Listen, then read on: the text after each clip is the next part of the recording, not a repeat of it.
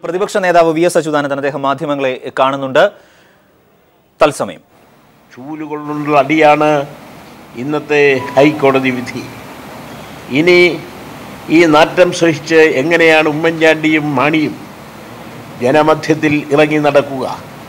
ഈ സാഹചര്യത്തിൽ മാണി വിശുദ്ധനാണെന്ന് നിയമസഭയിലും പുറത്തും പ്രഖ്യാപിക്കുകയും മാണിയെ രക്ഷിക്കാൻ എല്ലാ നിയമവിരുദ്ധ നടപടികളും കുതന്ത്രങ്ങളും പയറ്റിയ ഉമ്മൻചാണ്ടിയും രാജിവെച്ച് ജനങ്ങളോട് മാപ്പ് പറയണം. അഴിമതിക്കാരനായ മന്ത്രി അധികാരത്തിൽ തുടരുമ്പോൾ എങ്ങനെ നിഷ്പക്ഷമായ അന്വേഷണം നടത്തും എന്ന ഹൈക്കോടതിയുടെ വിധിക്ക് ഏറെ സാങ്കത്യമുണ്ട്. ഇതാണ് ഞാനും പ്രതിപക്ഷവും നിയമസഭയിലും പുറത്തും ആവർത്തിച്ച് ആവശ്യപ്പെട്ടുകൊണ്ടിരുന്നത്. ബാർക്കോഴ അന്വേഷിക്കണമെന്നാവശ്യപ്പെട്ട് ഞാൻ നൽകിയ പരാതി കഴമ്പില്ലാത്തതാണെന്ന് പറഞ്ഞ് നടന്ന UDF നേതാക്കന്മാർക്കുള്ള ചുട്ട മറുപടിയാണ് വിജിലൻസ് കോടതിയുടെയും ഹൈക്കോടതിയുടെയും വിധി. ഇനിയും മാണി അധികാരത്തിൽ തുടരുന്നത് നിയമനിഷേധവും ജനങ്ങളോടുള്ള വെല്ലുവിളിയുമാണ്. അതുകൊണ്ട് മാണി എത്രയും പെട്ടെന്ന് രാജിവെച്ച് ഒഴിയണമെന്ന് വളരെ മാന്യമായ ഭാഷയിൽ പറയുകയാണ് ഹൈക്കോടതി ചെയ്തിരിക്കുന്നത്. സീസറുടെ ഭാര്യ സംശയത്തിന് അതീതയാകണമെന്ന കോടതിയുടെ വിധിയിലെ പരാമർശനം ഉമ്മൻചാണ്ടിയെ ഉദ്ദേശിച്ചാണ്.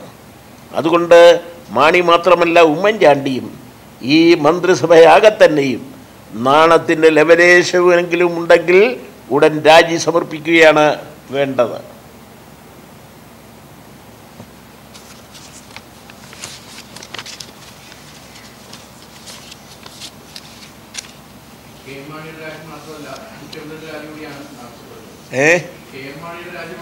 അല്ലല്ല, ഉമ്മൻചാണ്ടിയുടെയും രാജി മാത്രമല്ല ഈ മന്ത്രിസഭയുടെ ആകെ രാജിയാണ് ഞാൻ ആവശ്യപ്പെടുന്നത്.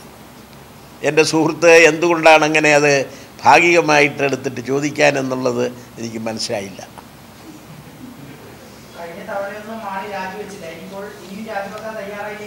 അതാണ് ഇവരുടെ പിടിച്ചു നിൽപ്പിനെ പറ്റി ഉള്ള കാര്യം ഓർത്തുകൊണ്ടാണ് എൻ്റെ സുഹൃത്ത് അങ്ങനെ ചോദിച്ചത്. മുടുമ്പിൻ്റെ പിടുത്തം അല്ലേ? അതെ അത് തന്നെ.